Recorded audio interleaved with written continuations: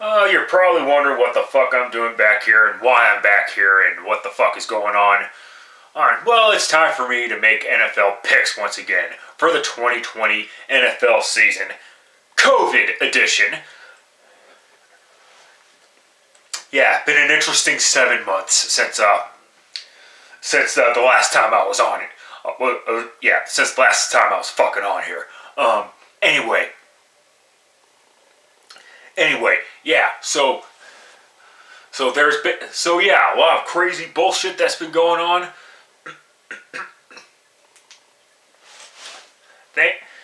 It ends to it, and at least I'll have some sort of escape from the harsh reality of life with the 2020 NFL kickoff game. And let's get started with all the picks, because I don't have time for this fucking bullshit. Bit rusty, people, so bear with me. As always, whenever I take a 7-month vacation. Anyway, Chiefs kicking off the NFL season as the defending Super Bowl champions, taking on the Houston Texans. We all know what happened the last time these two teams met. Today were one of the. It was a very interesting game. It looked like the Texans were going to blow out the Kansas City Chiefs 24-0, and then afterwards, it was the Chiefs that ended up blowing out the Houston Texans by 20 points. And I'm gonna go ahead. Well, I just got a text message from my little brother saying he's gonna go with the Texans for some reason.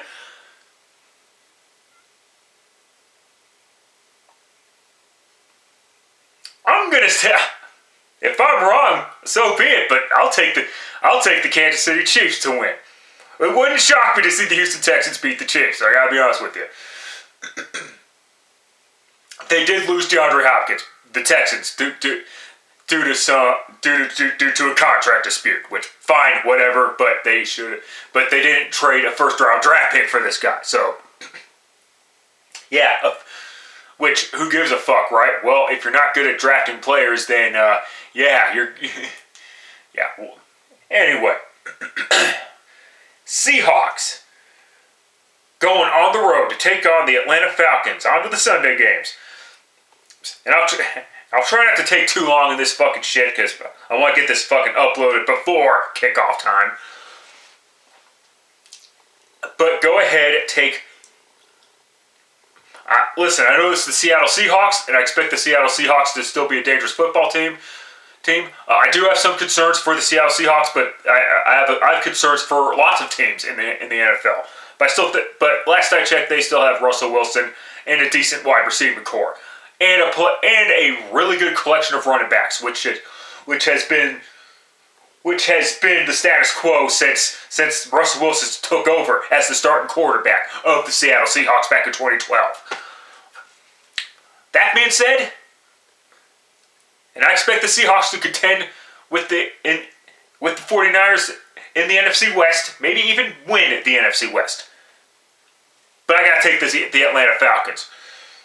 And this season is put up or shut up time for Dan Quinn. Can't get off to a crappy start this year and then go 7-9 for a second year in a row and expect to keep your job afterwards.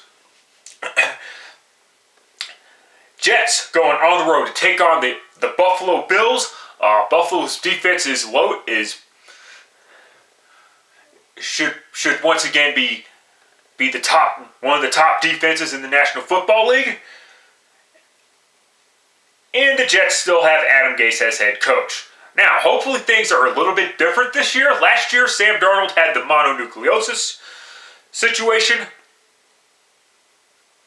That affected the Jets, and then even after he came back, it started affecting his play a little bit because he had been out for a while. Hopefully things are a little bit different the second time. Since it's at Buffalo, take the Buffalo Bills to win. Although the Jets and Bills games have been featuring the road team winning, but I'll take Buffalo to win here. Oh yeah, and Josh Allen needs to play a whole hell of a lot better with a little bit more consistency. See, more than anything else. Lions starting the season at home against the Chicago Bears. The Bears are a very interesting team. The Bears trade for the right to have Nick Foles and his contract because Jacksonville fucked up royally and thought that Nick Foles was a long-term answer at the starting quarterback position just because he won a Super Bowl as a backup quarterback for the Philadelphia Eagles a few years back. Great Super Bowl, but we gotta be realistic about that shit as well. Anyway,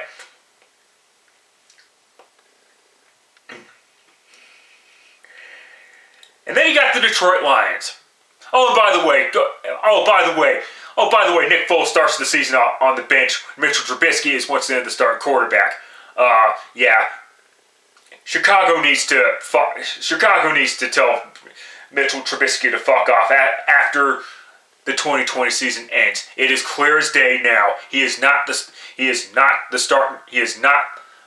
quarterback they thought they were getting when they stupidly drafted him number 2 overall, I believe. And we all know the retardation of that bullshit. But that's another story for another day, I guess. And as far as the Lions go, they enter year 3 of the Matt Patricia bullshit. Well, he better hope Matthew Stafford stays healthy for the entire 16-game season. Because if he ends the season on the injured list again, Matt Patricia can kiss his coaching career in Detroit goodbye. In this game, however, take the Detroit Lions to defeat the Chicago Bears. Ooh, the other NFC North matchup. Packers going on the road to take on the Minnesota Vikings. Last year, these two teams met. The Packers swept the Minnesota Vikings. And I thought for sure that that Kirk Cousins was going to get that elusive Monday night win. That didn't happen, of course, because he's Kirk fucking Cousins. I am concerned about the Packers. Did the Packers overachieve in 2019 and therefore will they underachieve this year? That's a very good possibility.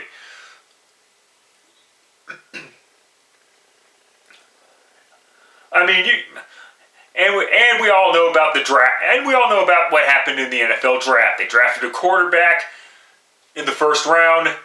They didn't draft any wide receivers to help Aaron Rodgers. Because you would figure that would be the year that this would be the year to do that. Considering how salary cap strapped they are due to taking Aaron Rodgers' contract, taking on Aaron Rodgers' contract, that is. And who knows how this team will play out. How this game will play out. How this season will play out for both teams. Go ahead, take the Minnesota Vikings to defeat the Green Bay Packers. Patriots hosting the Miami Dolphins in Game 1 of the post-Tom Brady era. At least in New England. At most in New England, actually.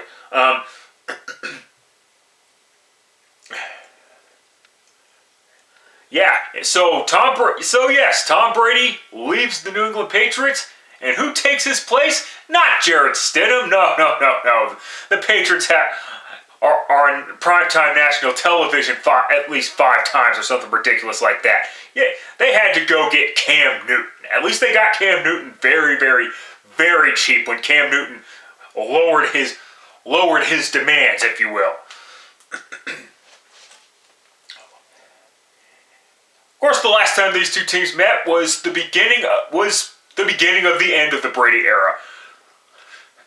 The Patriots lost to the Miami Dolphins, causing the Patriots to play in the wild card round instead of playing instead of starting their postseason in the divisional round. Thanks to the Kansas City Chiefs owning the head-to-head tiebreaker against the Patriots. And we all know what happened in the wildcard round. This Miami Dolphins team still has quite a bit of work to do. Let's just call that for what it is. So it's going to be year 2 of the rebuilding phase for Brian Flores. Take the New England Patriots to defeat the Miami Dolphins. Eagles going on the road to take on the Washington football team. Wow. So obviously this is a temporary name change for the Washington franchise, thanks to a certain moniker that people find racist got removed. And Dan Snyder had no fucking choice, because once you mess with the fucking money, and I'm talking, of course, the sponsorship and with FedEx, which owns the naming rights to the stadium that they play in, and Nike, which happens to be the official jersey provider of the National Football League. Your hands are fucking tied at that point, unfortunately. So yeah, it is what it is there. So who knows what the permanent name change is going to be? Hopefully it doesn't affect the team colors and force them to change the team colors. Personally, I think that the Washington football team should call themselves the Washington Ruby Slippers. That way they can have home games, and the announcer can tell fans to start clapping those heels and chant, "There's no place like home." It'd be a perfect name for the Washington team, because since people want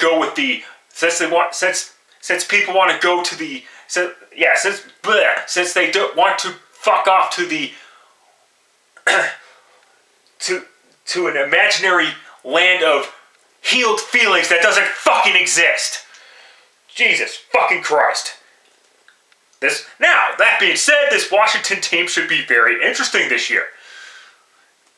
I am intrigued by the potential growth or shrinkage of Dwayne Haskins. And as far as the Eagles go, they are in some murky waters, thanks to, once again, some fucking injury bug. Jesus Christ. So much for winning Super Bowl 52, because, hey, it is what it is, but, wow. Anyway, don't want to take too long in this game. Take the Philadelphia Eagles to win. Las Vegas Raiders going on the road to take on the Carolina Panthers. New head coach, new quarterbacks. A majority of the roster is brand fucking new. Yeah, get ready, because you know I'm going to say it. Raiders, end of story. Moving on quickly. Colts going on the road to take on the Jacksonville Jaguars. What the fuck is up with the cat team? What the fuck is up with the 95 expansion cat teams? Both of these teams have a good chance to get the number 1 overall pick. I'm not trusting Carolina at all, and Jacksonville, forget it, because as they're trading away all their star players or whatever. And understandable because it is what it is. Leonard Fournette hasn't really lit the world on fire. But what was it really on Leonard Fournette, or was it on the Saxonville Saggy Boo bitches of Duval County? I mean, come on, you have an owner who's incompetent, a head coach who's incompetent, and a GM who drafts good players but can't keep them for whatever fucking reason. Granted, the vice president of football operations, now former vice president of football operations, Tom Coughlin, played a big part in this bullshit as well. So, not excusing that shit either, but give me a fucking break. And the Colts, they got Phillip Rivers. Let's see how much he has left in the tank. I don't think he could throw 30 yards. He could throw the 30 yards down the field effectively anymore like he used to. But that's every fucking quarterback ever. However, Phillip Rivers brings experience to the quarterback position. No offense to Jacoby Brissett, but he's not that dude. Now I am scratching my head that they're still willing to pay Jacoby Brissett a shit ton of money, even though you just paid Phillip Rivers a shit ton of money. That part is a little bit head scratching. With that being said, take the Indianapolis Colts to defeat the Jacksonville Jaguars. Yes, they are once again the Jaguars. Next up, and finishing off the early afternoon games. Baltimore starting the season at home to take on the current Cleveland Browns. So, week 1 of the season, it's already the old Browns taking on the current Browns. Well, what can I say about Cleveland? They had these ridiculously high expectations, and on the plus side, at least they didn't finish last place in the AFC North for a second year in a row. That's kind of fucking pathetic. You know that's fucking pathetic when you have to set the bar that fucking low. But it is, just saying, it is what it is. With that being said, and we all know about the Baltimore Ravens, 14-2, 1-0 in the postseason, thanks to the upstart Tennessee Titans. Now the Ravens will be more battle tested because of the return of Ben Roethlisberger. Say which one? I'll get to the Steelers later. But go ahead and take the Baltimore Ravens to defeat the Cleveland Browns. All right, late afternoon games. Chargers going on the road to take on the Cincinnati Bengals with Joe Burrow at quarterback. And I think Tyrod Taylor is going to be the starting quarterback for the LA Chargers. This Chargers team, but this Chargers team is also snake bitten with injuries a little bit. So kind of hard. So this is a real coin flip because I don't think either team is going to be doing anything this year. This is definitely cream of the crop for week 1. That's for damn fucking sure. With that being said, go ahead I really should take the LA Chargers to win, but I'm going to go ahead and take Cincinnati. Fuck it. No one's going to give a fuck about this game. Now the next game, however, most people will be intrigued because of the two quarterbacks. But yes, Saints starting the season at home to take on the Tom Brady Buccaneers. Can we temper our expectations just a little bit when it comes to the Buccaneers? I know it's been a long time since the Buccaneers have had something. Since Buccaneers fans had something worth watching, or whatever. Although Jameis Winston's 30-30 season had a lot of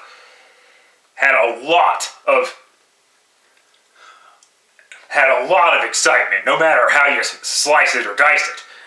But with that being said, I'm gonna go with, as far as this game goes, I'm gonna go with the team that has the better defense in this situation at this time, anyway. That would be the New Orleans Saints. Yes, take the Saints to defeat the Buccaneers.